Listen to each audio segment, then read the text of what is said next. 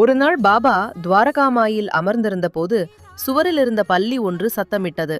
அங்கிருந்த ஒரு பக்தர் அந்த சத்தத்தின் அர்த்தம் என்ன என்று பாபாவிடம் கேட்டார். பாபா சிரித்துக்கொண்டே, இந்த பல்லியின் தங்கை அவுரங்காபாத்திலிருந்து தன்னை சந்திக்க வருவதால் இது மகிழ்ச்சியில் சத்தமிடுகிறது என்று கூறினார். இதை கேட்ட அங்கிருந்தவர்கள் ஆச்சரியமடைந்தனர்.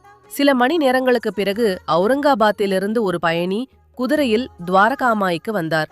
அவர் தனது பையை கீழே இறக்கி வைத்தபோது அதிலிருந்து ஒரு பல்லி வெளியே வந்து சுவரில் இருந்த பல்லியை நோக்கி ஓடியது.